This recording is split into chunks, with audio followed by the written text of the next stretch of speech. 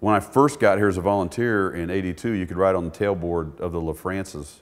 They had straps back there and they had buzzers, and when you got on the tailboard and got the strap around, you hit the buzzer and they'd take off. They wouldn't even look in the mirror, they just go. I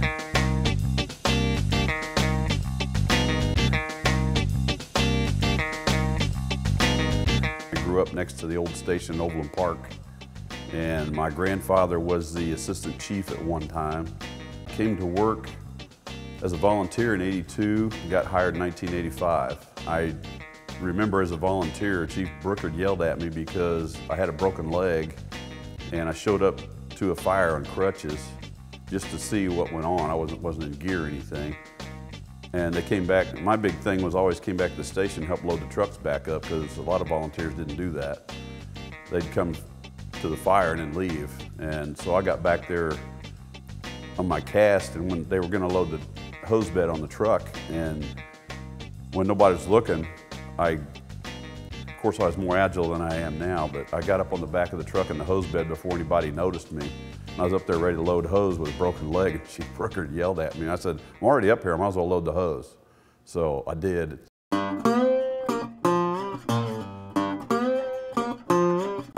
I grew up here in Overland Park, and I know a lot of people that not only live in Overland Park, but a lot of businesses in Overland Park. And I just know that I'm helping my fellow community by staying here. And it's always been, the pay's been good, the people that have worked here have been good. So they're more, I'd say they're more people-oriented than, I don't know that any other departments are different than ours. I just know that if you're comfortable somewhere, you might as well stay there and keep doing the best job you can. And the big thing is the public comes in and appreciates it. They come and thank you, and you can tell by looking at them that the look in their eye that they're glad you're there. Unless you're a fire inspector, then they don't like seeing you come in. Same guy can be in a fire inspector uniform and they hate to see you walk in. But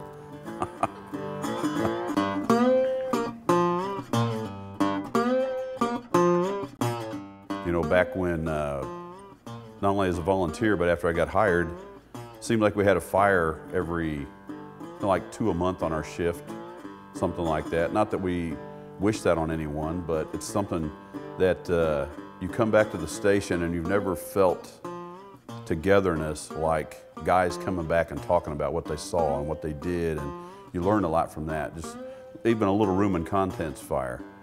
You learn that when you go into a room and contents fire, you hit a wall of heat that's very intense, and you go through that wall of heat and it's behind you then, because it's hitting the ceiling and mushrooming out. And you can, when you feel that heat, you don't panic, you just won't go through it, and you can actually go to the seat of the fire and it's not too bad. And a lot of people haven't ever got to do that. But talking to the older guys, they tell you about it. And in training fires, we used to be able to burn houses down. You could feel it, and you could actually, get a sense for that. And just from talking to the guys, you learn all kinds of things like that. There's a lot of knowledge there.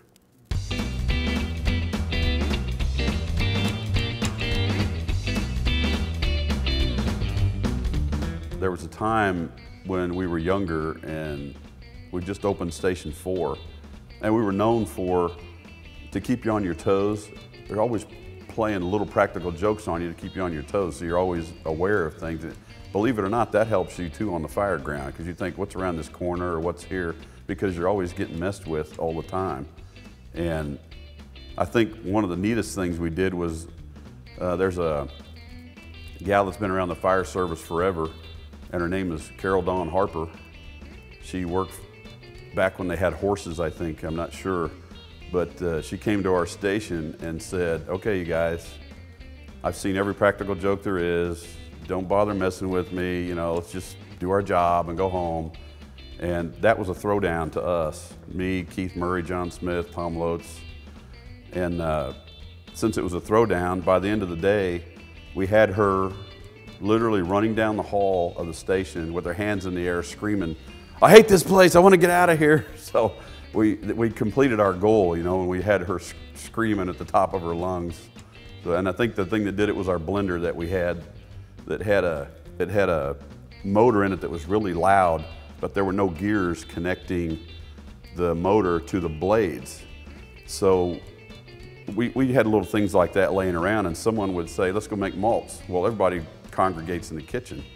Well, we'd get that blender out, and we'd have the button pushed for on, and just the cord laying there. And I would wet down a towel and stick my hand down in there in the blades like I'm cleaning it out and look away. And Keith or somebody would plug it in. And as soon as that motor's fired up, it sounded like it was grinding up bones, but it wasn't doing anything. And you start shaking the blender, and that's when Carol Dawn ran out of the kitchen and had her hands in the air, and I mean, everybody was just laughing. It was pretty good. That's one thing I won't forget.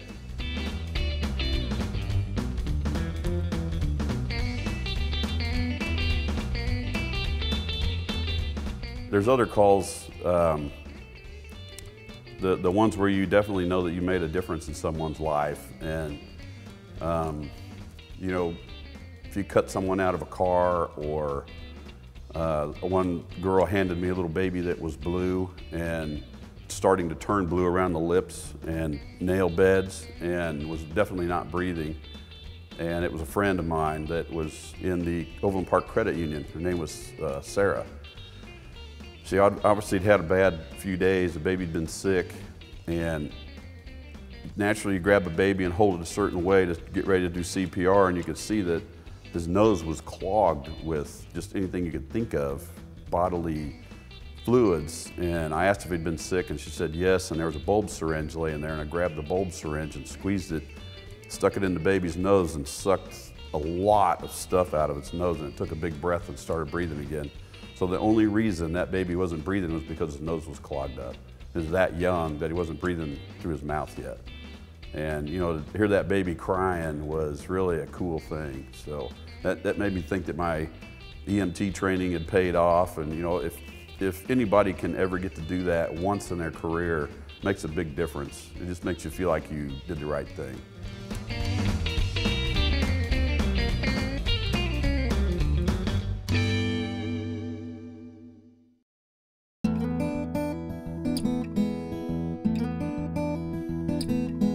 You know, you come to work every day hoping that everybody's in a good mood.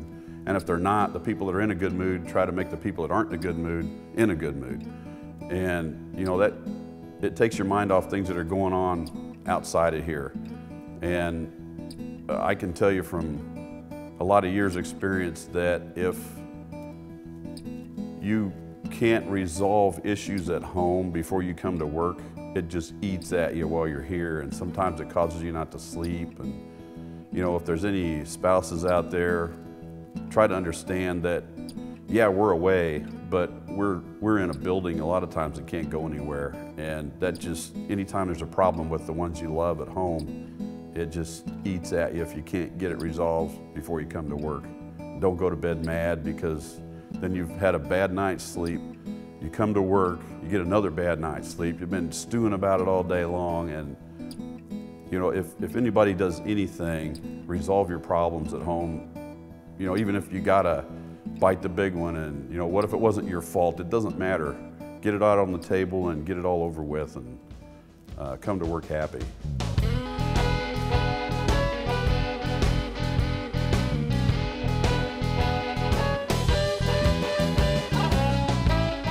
I was going to stick around another couple of years, but things started falling into my lap. I talked a lot of years about doing something after the fire department, and it was a, you know, a whim, thinking about, oh, maybe I'd open a barbecue restaurant. I don't know.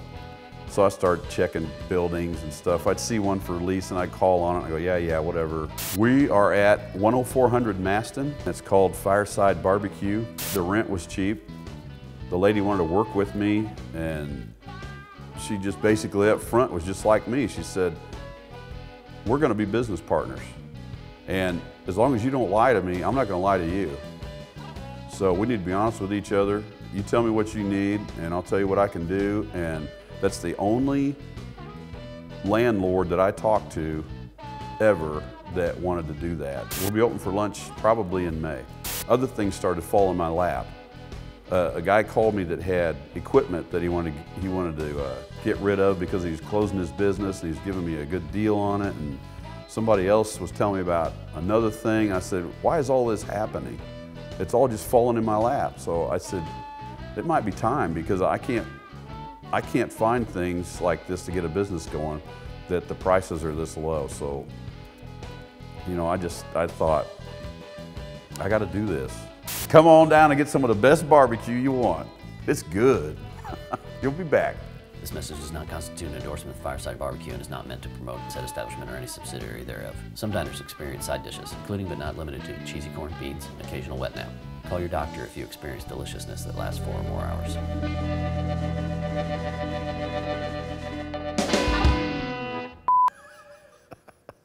Bye, everybody. I'm going to miss the place. And like Jim Deneen once said, I'm going to miss the clowns, but I'm not going to miss the circus. Keep it up. Have fun with everybody. Hopefully we'll see you all at the barbecue place. Lots of good food. Don't forget that. Sweet Baby Ray's honey barbecue sauce. Firefighter special.